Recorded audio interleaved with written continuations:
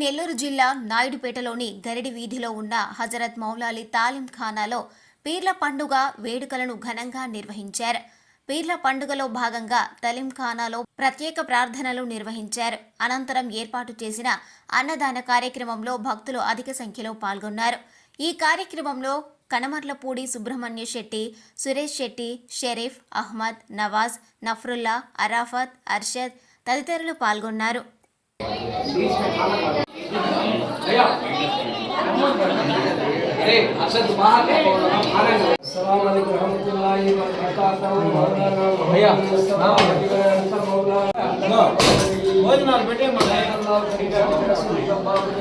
ఒక 2 నిమిషాలు చెప్పండి.